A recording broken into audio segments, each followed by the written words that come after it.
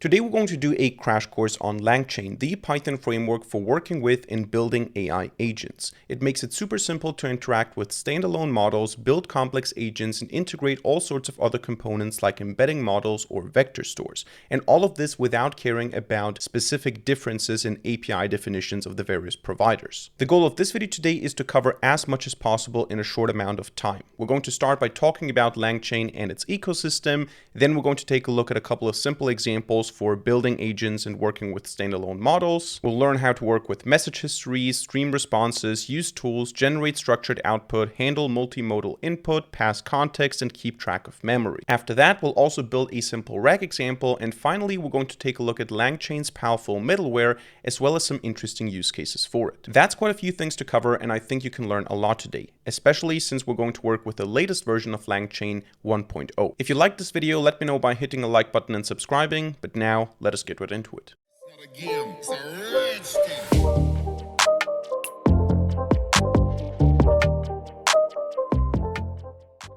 Alright, so we're going to cover quite a lot today, which is why I'm going to try to speed this up to cover as much as possible in a concise way so we don't waste too much time here.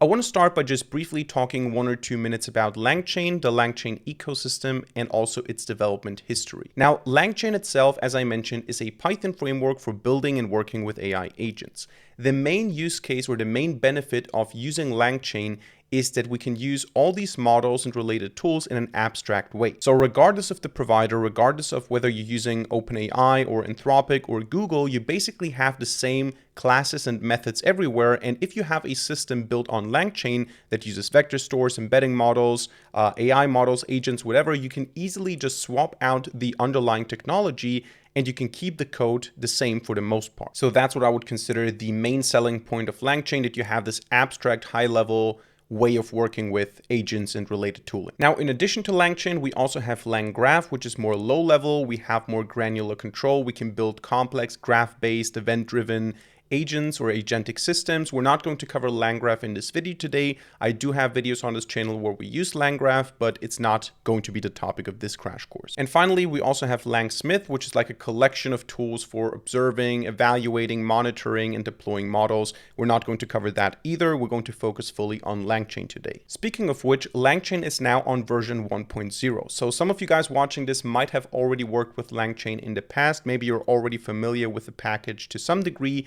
But if you take a look at 1.0, you will notice that some things have changed. So when I first used LangChain, the structure was a little bit different. We had LangChain, then we had LangChain Core and LangChain Community. And then you also had LangChain OpenAI, LangChain Anthropic as separate import packages. So you would do something like from LangChain _ core, import something. From LangChain _ OpenAI, import something. Now with 1.0, it seems like if you look into documentation, everything is going through the main LangChain package. So from LangChain.something, we import stuff. The second thing you will notice is that LangChain is now much more focused on being a library for agents, not just for integrating tools, not just for using models and vector stores and all that, but actually for building agents, which means that we now have here LangChain agents with create agent.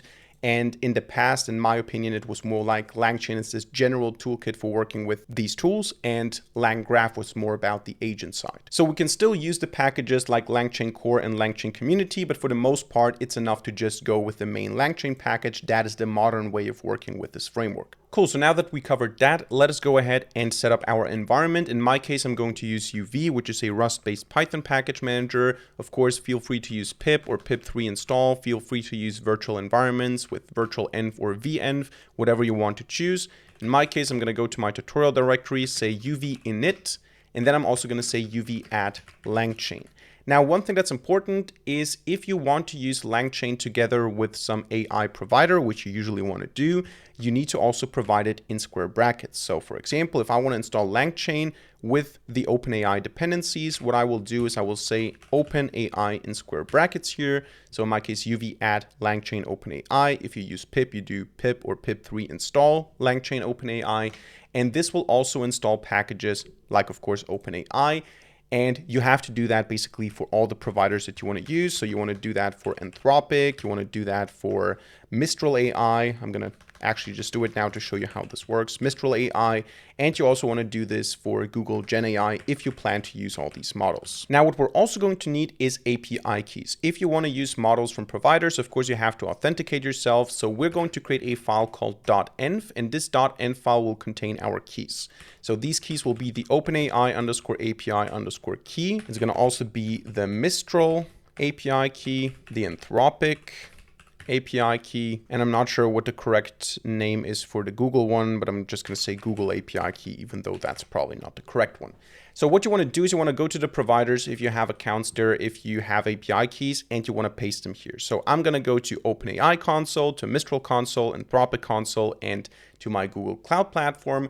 There, I'm going to take the API keys, copy, paste them here. I'm not going to show how to obtain them, or maybe I'm going to show them for one of them. So yeah, here, for example, we go to platform.openai.com/API keys, or you just go to API keys here on the left, and here you can create a new secret key or API key. You do that for the various providers, then you just copy paste the keys here like this, or you use quotation marks if you want to, and that is our .env file. So in my case, I already did this, and now I'm going to install an additional package called python-env. This is going to allow us to load these API keys into our Python script. Now, to get auto completion, I'm also going to activate this environment here. This is something I just have to do for NeoVim to get auto completion, so you can ignore that if you're not coding in the terminal. And then we're going to go into our main PY file and get started with a first simple example. So instead of just covering the concepts one by one, I'm going to show you how to build a simple agent, and we're going to cover a couple of concepts while we're doing that. So we're going to start with the import. Let's import requests. Then also, as I said, from .env, we're going to import load.env. This is for loading the API keys into the environment. And then from LangChain .agents, as we saw already in the docs, we're going to import the create agent function. This is like the central function that is going to create agents that we then use to do stuff. And in this function, we can do a lot of things. So we can provide middleware, we can provide tools, we can do a lot of things in that function or with that function. In addition to that, I'm also going to say now from langchain.tools import tool. This is a decorator that we can use to annotate a function to basically make that function a tool. We can also provide some information like a description or the name of the function. So for example, we can say add tool, and I want to define a tool that is called get weather. This is going to obviously get the weather. And I can provide a description here for the agent to know what this function is about or what this tool can do. In my case, I'm going to say here, return weather information for a given city. Theoretically, you can also say return direct is equal to true if you want to have just the output of that tool immediately returned to the user. In this case, set this to true. We can also explicitly set it to false. I think it's the default, but just so we know it exists, we're going to set it to false.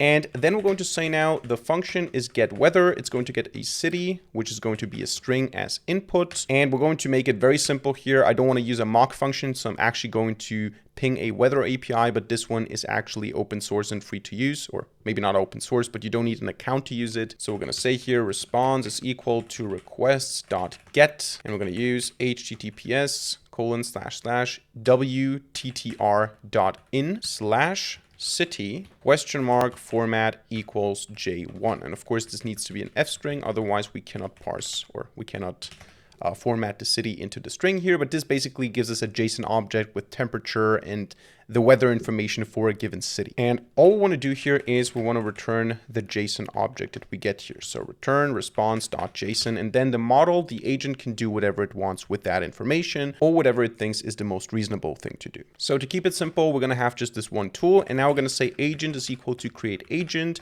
And the first thing we want to do here is we want to provide the model. Now the model can just be a string. For example, I can say GPT-4o. Now 4o doesn't support tool use, so we're not going to use that, but I can go with 4.1 mini, for example. This would be OpenAI. It is automatically recognized as OpenAI, so if I don't have LangChain OpenAI installed, it's not going to work. So for this, a couple of things need to be present. One is an OpenAI API key in the environment, and the other thing is LangChain OpenAI needs to be installed. So these two things need to be given so that we can actually use this model. After that, I can just say, give me a list of tools, and this list will contain just get weather as an entity, so we're not calling the function, we're passing it. And then we can provide a system prompt like you are a helpful weather assistant who always cracks jokes and is humorous while remaining helpful. So just to give you an example so that you can see that the system prompt actually affects the agent. And then in order to get something from this agent, in order to send something to the agent, I should say, we can just invoke it. So I can say agent.invoke. And here what we do is we pass a dictionary that contains a field messages. And this messages has to point. So this key messages has to point to the value, which is a list. And this list will contain all the messages as dictionaries with role and content as we know it from the typical API. So role is going to be user and content is going to be whatever we want to ask for. For example, what is the weather like in Vienna? Question mark. So I need to then save this as a response, and down here I can then print the entire response. So print response, or I can say if I want to get just the message, I can get from response the messages. Maybe let me do that here with square brackets and a string. And then I want to have the last message, so -1. And then from this message, I'm interested in the content. So I can run this now and I get a problem because I'm of course not loading the environment variables. So I need to import load.env, but I also need to call it to load the data from the .env file. So let's go ahead and say uv run main py. I'm doing it outside here so I can see all the output. And what you see up here is the raw response object, which contains the entire message history, also with all the data that was provided by the API.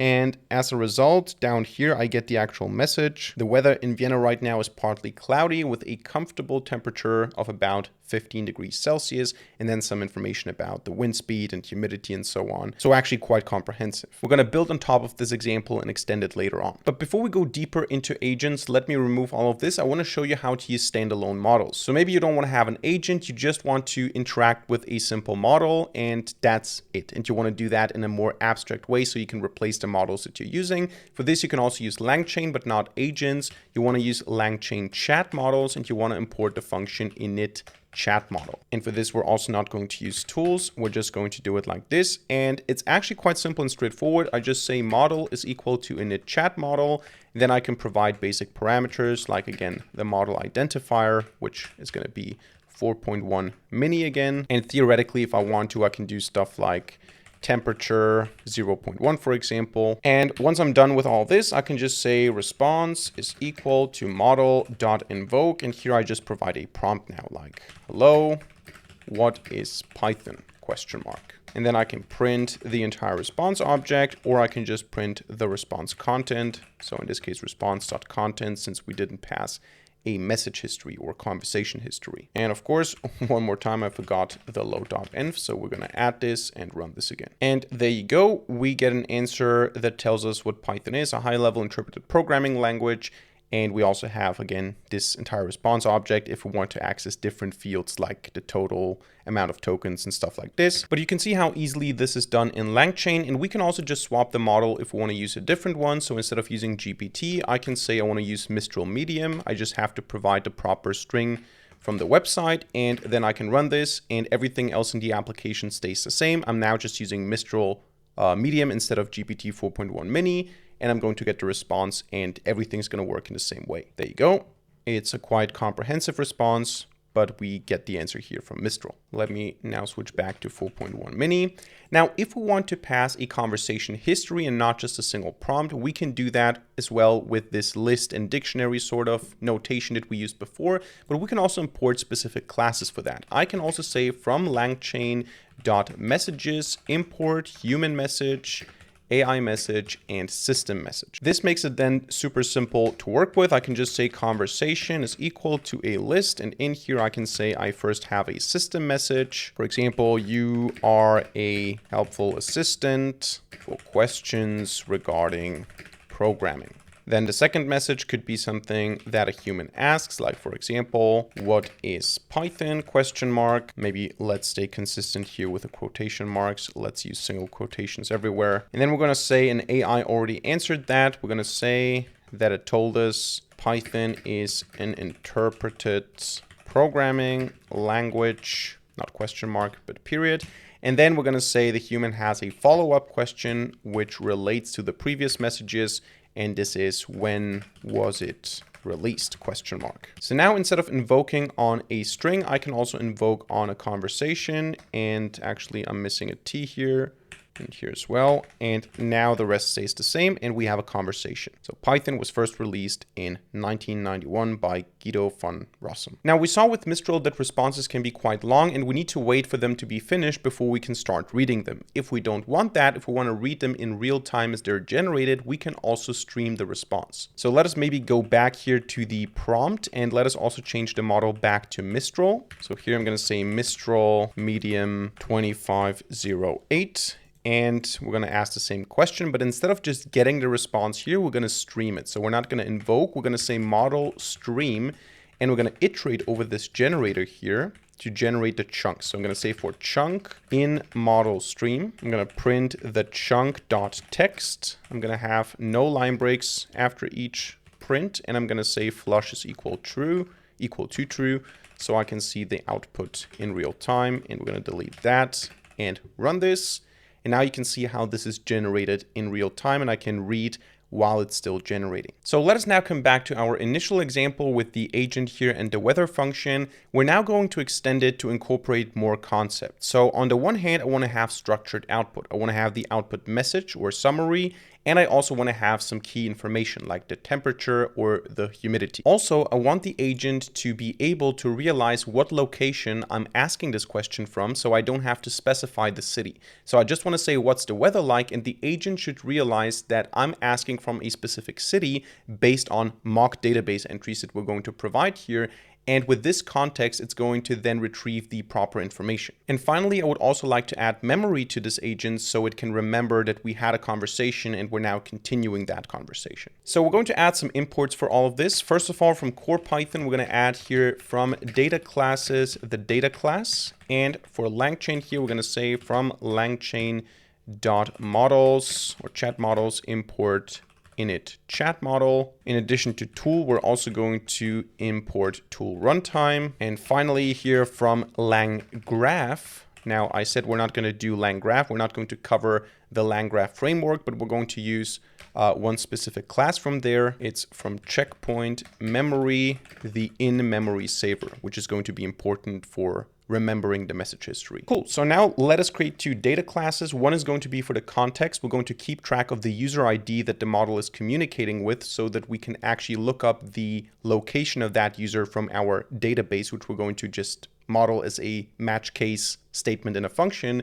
And then we're also going to have a data class for the response format. So we're going to say here at data class, and then it's going to be a class called context, quite simple. And it's just going to have a user ID, which is a string. And then for the response format, we're going to say data class response format. And here I want to have a summary, which is going to be a string. I want to have a temperature in Celsius, which is going to be a float. I want to have the same in Fahrenheit. And I also want to have a humidity, whatever the unit is here. Cool. So now what we're going to do is we're going to add an additional tool, and this tool is going to be locate user. So the name is going to be locate user, and it's going to have the following description: look up a user's, now I have to use double quotations here, look up a user's city based on the context. And now the interesting thing is we're not going to pass the user ID as a parameter. We're going to have a tool runtime which contains context. So the context is going to contain the user ID, and we're going to get it from this context. How do we do that? We say def locate user, and here we have a runtime. This runtime is going to be a tool runtime, and we're going to pass here in square brackets the context class, the data class we just created.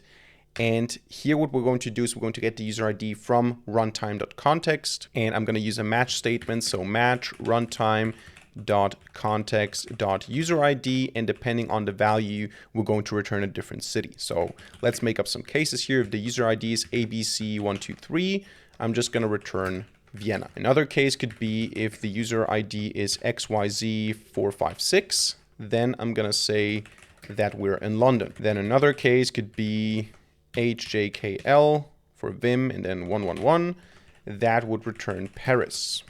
And if it's none of these, if it's unknown, we're going to say case default. is just going to return unknown. Now, you can define unknown behavior in multiple ways. You can provide it in a description. You can even provide it in the return value itself. You can provide it in the system prompt. You can also add some custom logic. But basically, we need to somehow instruct the model that if it's unknown, just say it's unknown. Maybe it can do it automatically as well. Wherever you want to put that somewhere, how you want to handle unknown values. But we're going to look up based on the user ID in the context. So remember the connection here, we have the runtime, the tool runtime passed to this tool, which is based on the data class context, which we defined up here, which contains the user ID. So now we're going to go down here, create the model to show you that we can also pass a model instance. So model is going to be init chat model, GPT-4.1-mini, and the temperature, not this sort of temperature, but the model temperature is going to be 0.3, for example. And then we're going to create a check pointer, which is going to be an in-memory saver. As I said, this is for remembering conversations. We're going to add to the agent invocations a thread ID, and this is going to determine the conversation that we're focusing on, so we can keep asking questions about the same conversation. And now we can combine all of this into the create agent function. So we're going to say agent is equal to create agent, model is equal to model, tools is equal to get weather and locate user. System prompt can stay the same. Now, new stuff here is context schema. This is going to be the class, the data class of our context. So just context. Then also response format. I think it's not surprising that this will be our class response format. And finally, check pointer, also not surprising, is going to be the check pointer. So what our agent now does is it has access to a model GPT-4.1 mini. It has access to two tools, one for getting weather information about the city, one for locating the user, so getting the city of the user based on the user ID. We have a system prompt here. We now also have the ability to pass context. So for this, we use the data class context, which again contains the user ID. Then we have a response format, which means that our model is forced now to answer in a specific format. This format is going to be a summary string and then 3 floats for temperature and humidity. And finally, we add memory to the model so it can keep track of conversations based on a thread ID. So now when we invoke something, we also need to pass context and thread ID. For this, we're going to start by saying config is equal to dictionary, which is going to have a key called configurable. And this configurable is going to point to another dictionary which contains thread ID, which itself points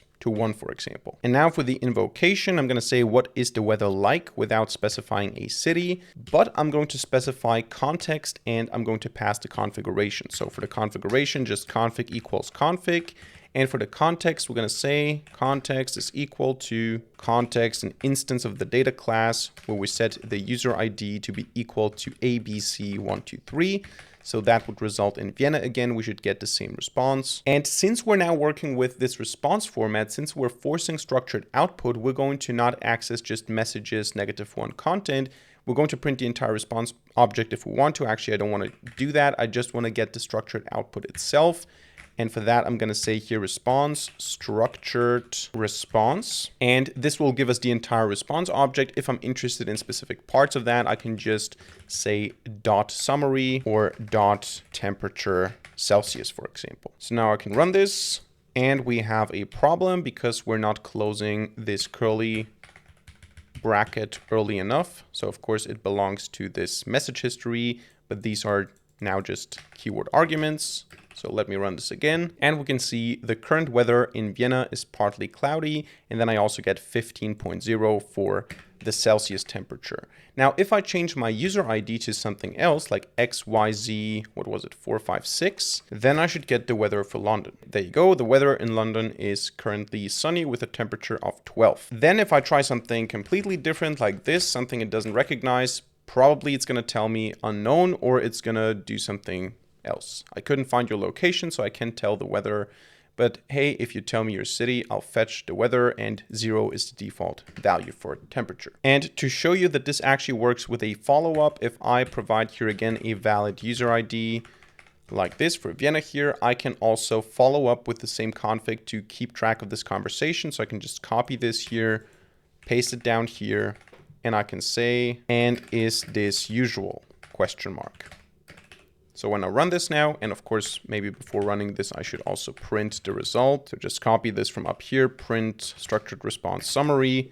And now it should keep track of the information. So we have this in-memory saver. So we have still the information that the weather in Vienna is what it is. And then yes, the weather in Vienna being partly cloudy with mild temperatures around 15 degrees Celsius and so on is usual for this time of the year. However, you will notice that if I take this and I change this before I do that, so if I say now the thread ID is 2, it's no longer going to be related to that thread, so it doesn't know what I'm talking about. So here I get the information about Vienna, and now I would need to know the specific weather conditions or location you're referring to in order to determine if it's usual or not. So since we're in a different thread, it doesn't know what we talked about up until this point. If I may for a second, I would like to plug myself in as the sponsor of my own video. If you go to my website, neural9.com, you will find a tab Services and a tab Tutoring. Here you can hire me for all sorts of stuff like data science, machine learning, web development. If you need help with something in a project, here you can book me for one-on-one tutoring. If you want me to teach you personally something that you don't understand, if you like my teaching style, on both pages at the bottom, you can contact me via mail and also via LinkedIn. Just wanted to let you know about this. Next, I want to show you how we can work with multimodal input. So how can we pass to a model not just text, but for example, image data? For this, I'm going to say here model is equal to init chat model. I'm going to use again GPT-4.1-mini, and we're now going to create a message in the dictionary format again. I'm going to show you a different way in a second as well. The role for this message is going to be user, and the content field now is going to have multiple values. So we're going to say content is pointing to a list, and this list will contain multiple pieces of content. For example, the first one will be of type text, and we're going to say that the actual text content, so again, text here as a key, not as a value, will be describe the contents of this image. Now we can copy that, and we can say type image. And now we have two ways to provide image content. One is by using URL, so this basically points to an image somewhere on the web, or we can also pass base64 encoded image bytes. Now we're going to do both, but I'm going to start with a URL. And for that, I have here a link from my website. So just neural9.com and the logo on my website. I'm going to pass this here as image content. And what I'm going to do then is I'm going to say model.invoke. I'm going to pass a list of messages and just my one message in here. That's going to be the response. And then I can just say print response.content. So if I run this, this will take a look at my image and tell me that this is a logo that reads Neural 9 in orange text on a black background. The text is stylized with the number 1. I think this is just a mistake in the font. And it explains what my logo looks like essentially. So this is what we want. And we can do the same thing with an image from disk. So if I open the sidebar here, you can see I have the logo.png. We can also load this and encode it with base64. So in this case here, just base64 as the field, as the key here. And I'm also going to say from base64 import base64 encode. So the idea is we load the bytes, we encode them with base64, and then we decode it into a string. So we're going to say here B64 encode. What are we encoding? We're opening a file from disk called logo.png in reading bytes mode. Then we're reading the content of that file. We're encoding it with base64, and then we're decoding it into a string so we can actually pass it here to the model. Now what we also need to pass here if we use base64 is a MIME type. So let's actually format it like this. And the MIME type is going to be image/PNG. And actually, I think we need to use underscore, not dash. So now when I run this, you can see the image shows a logo with the text Neural 9 written in orange, and basically the same thing as before. Now, we can also do it with the message classes, but we have to do it basically in the same way. So I can say langchain.messages import human message. And the only thing I would change is I would get rid of the role, but I would still keep the content as it is. So I would say here, the message is equal to human message, and then I would say content is equal to the list. So that is the small difference here. So context would be equal to the list of these two things, and then we would close that with an ordinary bracket, but basically the rest stays the same.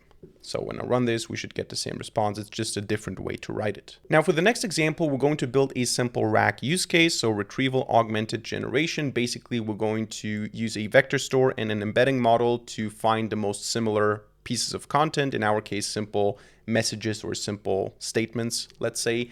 And for this, we're going to use LangChain in the old school way. So we're actually going to say up here from LangChain _ OpenAI, import OpenAI embeddings. This is for the embeddings model. And then we're also going to use a vector store, so a vector database, in my case, face. And for this, we're going to say from LangChain _ community, import, and we're going to import face, but actually not from community directly, but from community.vector stores. And since I'm not getting auto completion, I assume I have to install this separately. So I'm going to say here now uv add and then LangChain-community. So this installs now additional packages, LangChain community, LangChain classic, LangChain text splitters. So if I now go back into the code, hopefully if I type dot something here, there you go, we can see all the modules here. So LangChain community vector stores, import face. Now I think actually for face, we also need to install the face package. So let me leave this and let's say uv add face. And I'm just going to go save here with the CPU so I don't have to care too much about GPU stuff. This is just face CPU. And now if I go back into the code, we should be able to use them. So the basic idea is I'm going to have a list of statements. These statements will be stuff like I love apples, or I like oranges, or I like pears. And then something about computers, also related to Apple, but semantically different because Apple is a company. Apple is also a fruit.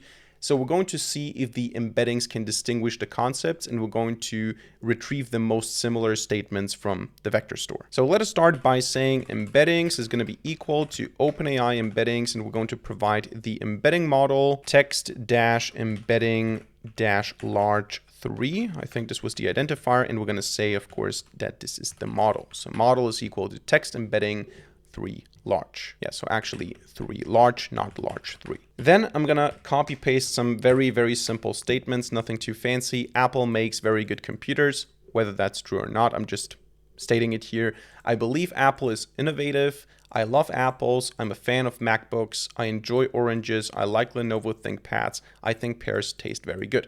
So theoretically, this message here, I like Lenovo ThinkPads, should be closer to I'm a fan of MacBooks, and even to stuff like Apple makes very good computers.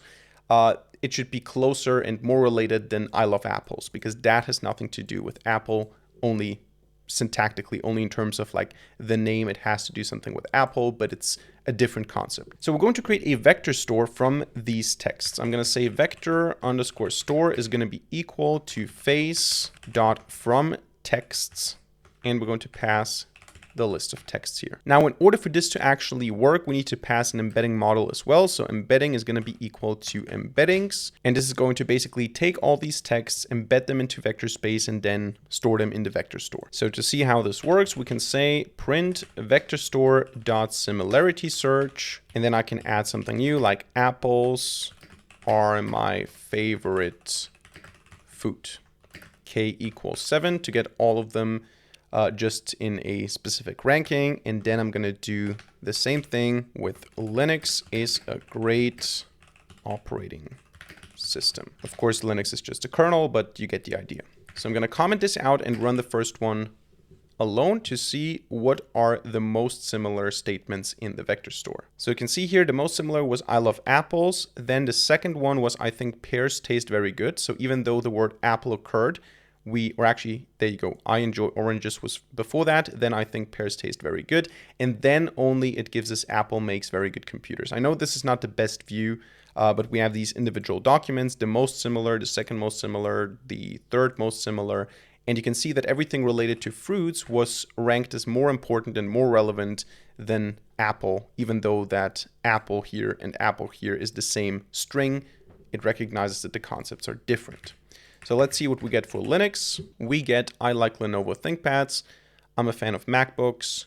And then we get, I love apples for whatever reason. The company Apple is ranked lower. Whatever. So that is how you can use the vector store as a separate component. So just interact with embeddings and vector stores. But now what we want to do is we want to make this part of agents with LangChain. So we want to take this capability of using this RAG feature of doing a similarity search. We want to take this and build it into our agent. For this, I want to use a slightly different example. So the code is the same. We still have the same structure here of embeddings, texts, and then from text similarity search, but we have different content. We have I love apples, I enjoy oranges, I think pears taste very good, I hate bananas, I dislike raspberries, I despise mangoes, I love Linux, I hate Windows. And then we have here again the vector store, and here we look for what fruits does the person like and what fruits does the person hate. So if I run this, you can see that these two lookups give us the information that we want. I enjoy oranges, I love apples, I think pears taste very good. Then I despise mangoes, I hate bananas, I dislike raspberries. So we have the information by using the similarity search. What we can do now with this vector store is we can turn it into a retriever for our agent. So I can say down here, retriever is equal to vector store as underscore retriever, and we're just going to pass the search keyword arguments. So search underscore quarks is going to be equal to a dictionary, where k is going to be equal to 3. So this basically tells us just give me the top 3 answers. We're hard coding this to keep it simple here. But basically this now is a retriever that we can use in our agent. But in order to actually use this retriever in our agent, we need to turn it into a tool. So what we're going to do is another old school import up here from LangChain underscore core dot tools. We're going to import the create retriever tool. So the idea is we pass a retriever and we turn it into a tool that the agent can use. So quite simple, the retriever underscore tool is going to be equal to create retriever tool. We pass the retriever and then we pass the name, which is going to be our fruit search, I guess. Or actually, let's call it knowledge-based search. So KB search. And then the description is search the small product / fruit database for information. Let me call this knowledge base. And then we can close that. And now the cool thing is this is now just another tool. We can just add it to the list of tools when we create an agent. So for this, we need to import again from LangChain. This is now the modern way of doing things from LangChain.agents, import create agent. And now I can just say, as we did before, agent is equal to create agent. The model is going to be GPT 4.1 mini again. Then we can say tools is equal to retriever tool. Then I'm going to copy paste the system prompt, nothing too fancy here, just explaining again your helpful assistant. And if there's any questions about Macs, Apples, laptops, whatever, use the tool that you have first, the retriever tool, basically retrieve the context, answer in a concise way. And the hint that maybe you have to use this tool multiple times, because if I'm asking a question that needs to combine information, you might have to do it multiple times, which the agent can do since it's not just a prompt, it's an agent that can use tools, then think, then use tools again, and so on. So then we do what we already did before. We pass a prompt. I'm just going to say here, agent invoke. What 3 fruits does the person like and what 3 fruits does the person dislike? And then we get the answer. So I'm asking 2 things in a single prompt, and up here we use 2 different similarity searches for that. Let's see if the agent can handle that. I'm going to run this, and it says here, the person likes oranges, apples, and pears. The person dislikes mangoes, raspberries, and bananas. You can see also the retrieval, or actually you cannot see it. Up here you can see the retrieval that was done 1, and then a second call to the tool was done down here. And this gave us the information for this final response. Now we get to a very powerful concept in LangChain, the middleware. Middleware basically meaning it sits between request and response. And middleware allows us to do a lot of different things to enhance the capabilities of our agents. For example, we can choose different system prompts depending on the context. We can choose different models based on certain criteria. We can summarize stuff. We can have rate limits. All sorts of things can be done in between this window of getting a request and sending a response. We can do a lot of stuff behind the scenes. And instead of talking about this too long in a theoretical way, what I want to do here is I just want to show you a couple of examples of custom middleware, of already existing middleware, of different use cases, and then you can just go and explore it yourself. So I want to get started with a simple example right away. I want to show you how we can swap the system prompt based on the level of expertise that the user has. So for this, we're going to use context again. And I'm going to start by importing from LangChain.agents.middleware the following things: model request, model response, and in this case now the decorator called dynamic prompt. So this is middleware that is already implemented, so we don't have to build it and define it ourselves. But what we can do now is we can say that if the user has a certain role, like he's an expert or he's a beginner or maybe even he's a child, we're going to say adjust your answer, adjust your style based on that. So we're going to create a data class again called context, and actually we need to again import here from data classes, import data class. And this context this time will not contain the ID, but the user role. So I'm going to say here data class user underscore role is going to be a string. And now we're going to write a function that takes in the context from the model request and returns a system prompt dynamically based on the user role. So I'm going to use here the decorator dynamic prompt, and we're going to call this function user role prompt. For example, it will get a request as input, which is a model request, and then we return the string. So that is the structure. And now we can take the context from the request. So I can say here the user role is going to be request.runtime.context.user role. And we can do the same thing as before with the user ID, just a match case statement. So match user role, and then we can have different cases. For example, the user can be an expert, and in this case, we will return a different system prompt. Now, what I want to do here is I want to define a base prompt. So we're going to have just a base prompt. You are a helpful and very concise assistant. And now if it's an expert, we're going to say here, give me the base prompt, and then just add to it, provide detail technical responses. On the other hand, if we have a beginner, we're going to say keep your explanations simple and basic. And finally, to see the biggest difference, we're going to say case child, and it's going to basically be explain everything as if you were literally talking to a 5-year-old. And then the default case would just be, okay, if it's none of that,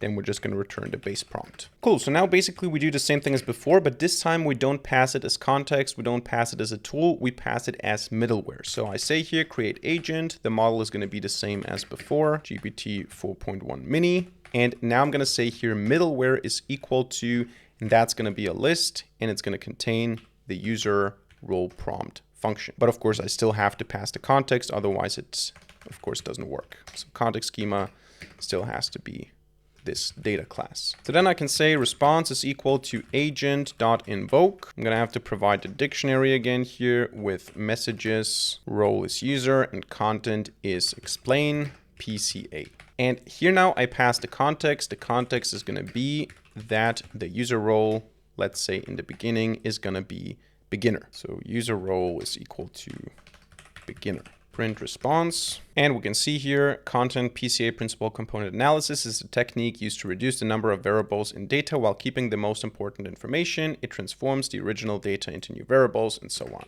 So quite simple, but still not something a 5-year-old would understand. So let's go and see what the export explanation would be. And there we can see principal component analysis is a dimensionality reduction technique used to transform a large set of correlated variables into a smaller set of uncorrelated variables called principal components. Yeah, then we get here projection and component selection. Still not, eigen decomposition. Okay, it's a little bit more technical, but if I go now to the lowest level here, which is the child, then I should get something really, really simple. So here, okay, imagine you have a big box of crayons with lots of colors. Sometimes you want to choose just a few crayons that can still help you color many pictures nicely. PCA is like a magic helper. Yeah, you get the idea. So this is something we can do with middleware here. In between the request and response, we can have this dynamic prompt choice based on the user role, based on the context. We can say that we want to do different things. We want to instruct the model to do different things. Now, another thing that we can do is we can not only select a prompt dynamically, we can also select the model dynamically. For this here, I'm also going to import from LangChain.chat models, our trusted init chat model function. I'm going to get rid of dynamic prompt, and I'm going to import wrap model call. This basically means it happens around the model call. Whenever we want to call the model that is part of the agent, we're going to run our middleware in that moment, or I should say in between the model request and the model response. So the idea here would be I want to have a basic model that would be init chat model, and then I can say, for example, model is equal to GPT 4.0 mini, and then I would also have an advanced model, which could be 4.1 mini. The idea now is I define a function called dynamic model selection. This function takes in a request, returns a response. So I take in a model request, and the output of that function is a model response. In addition to that, we also get a handler as parameter here. And I have to annotate this now with wrap model call. So this actually happens when the model is called. In case you're interested in that, you can also go to the LangChain documentation. There you can see how this basically works. Request comes in, then we have before agent, before model, wrap tool call, wrap model call, after agent result, and we're now doing this here, wrapping the model call with our middleware. So what kind of logic you want to apply here is up to you. In my case, I'm going to keep it simple. If I have more than 3 messages, I'm going to use the stronger model. Otherwise, I'm going to use the basic model. Not the most intelligent choice here, but we're going to do it like this. So message count is going to be equal to length of request state and then messages, and then just if the message count is greater than 3, the model is going to be equal to basic model. Otherwise, we're going to say it's going to be the advanced model. And then we say request.model is equal to model, and we return a handler for that request. So basically, we're just taking the request and setting the model to something else, depending on some criteria. This could be something more intelligent, and then we just handle the request with this change. So that's super easy to integrate again. Agent is going to be equal to create agent. Model is going to be basic model by default, and then the middleware is going to be our dynamic model selection. Now to keep things a little bit more beautiful here, I'm going to import again from langchain.messages the system message, the human message, and the AI message. And then down here, I'm going to say response is equal to agent invoke. I'm going to invoke here on the following dictionary. Messages is going to point to a list of messages. I'm going to start with the system message. You are a helpful assistant. Human message. What is 1 + 1? Keeping it very basic here. And essentially, we can take a look at 2 things. On the one hand, you can get the idea if you look at the quality of the output. I mean, 1 + 1 is something that every model should be able to do. But you can say here again, print response messages -1.content to just get the answer. But then you can also take a look at the actual model that was used to produce this response. So instead of saying content, you can say response, metadata, and you can target the field called model name. And if we run this now, we can see that we used the wrong model. Why is that? Because we have to swap this. Of course, if we have more messages, we're using the advanced model, otherwise the basic model. But in theory, it works. So if I run this now, I should see that we're using 4.0 mini.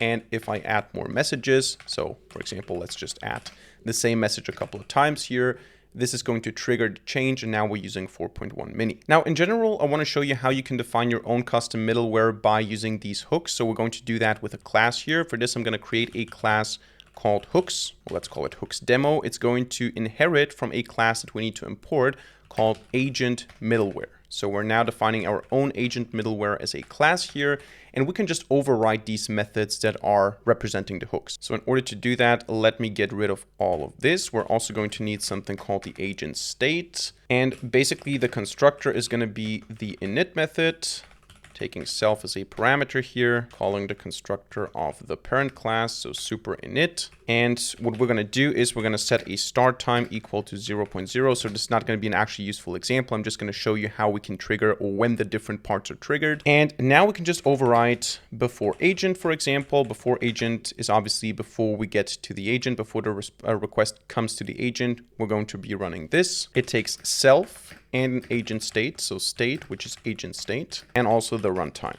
And in my case, what I want to do here now is I want to say self.start time is going to be equal to, and now I need to import from core Python here, time. I'm just going to say time. So we're importing core Python package time. Self.start time is equal to time. And then just so we know it happened, I'm going to say here before agent triggered. Now I'm going to copy paste it here for the other ones. It's just before model, and after agent. Here we're going to do something else, so I didn't copy it. But basically here we're just printing before model, after model, whatever you want to do with that. It's basically also you have wrap, and so wrap tool call, wrap model call. We saw that already. We're just going to keep doing it with these 4. And what I'm going to do here is I'm now going to calculate the time difference, and I'm going to print the results. So I'm going to say here print after agent, and then colon time, so the current time minus self.start time. And now we can go and say agent is equal to create agent GPT 4.1 mini. And then we can say middleware is equal to, and now we're going to pass hooks demo as an instance here. So we're creating an instance of this class. This is another way to use middleware. And then I can just do the usual stuff from before, just agent invoke some question. And now when I run this, we get a problem, of course, because I cannot just call the module time. Of course, I need to say time.time or time perf counter, whatever you want to use here. But that shouldn't be too much of an issue. So now we get before agent triggered, before model. I forgot to add triggered here. But then we should get at some point after model, and then we should get after agent and the difference here in time. Since PCA is probably quite complicated for a model to put into words, it takes some time, but you can see 14 seconds is what we measured here. This is essentially what you can do with these hooks in LangChain when it comes to middleware. You can customize what happens at what point in the workflow, in the cycle. So now, last but not least, I would just like to show you a couple of examples of already existing middleware. We're not going to go too deep into this. I'm going to just copy paste one of these examples here into this file, which is going to be summarizing conversation. We're not going to actually use this. I'm just showing you how to use this. Basically, you go from LangChain agents middleware, summarization middleware, one of the many choices that you have. What this basically does is you have a couple of parameters here. You can specify the model for the summarization, which is not necessarily the same as the model that the agent uses. The idea is that after a certain number of tokens, you summarize the conversation, you keep the last 20 messages after 4,000 tokens, and GPT-4o mini in this case summarizes the important key points of the conversation up until this point, and then you just continue the conversation. That is one middleware that we can use. And then on the middleware page in the documentation, you can also find some examples. For example, here, human in the loop middleware. This basically means on certain events, on certain tool uses, we get an interrupt, and then the user has to manually say, okay, continue, edit, approve, reject, whatever. This is, of course, important in key steps. If you have to do some payment, if you have to send an email or something, it makes sense to have this human in the loop middleware. Then we also have model call limit. So basically saying we cannot call the model too often per run or per thread. Same thing exists for tool calls, basically just a limiter for how often you can call a tool in a run or in a limit. Same thing also exists for tool calls, basically how often can you call a tool in a specific thread or run. Then also some interesting stuff here like model fallback. If something doesn't work, if you cannot use a model, fall back to a different one. This can be quite useful. Here also PII detection, basically personally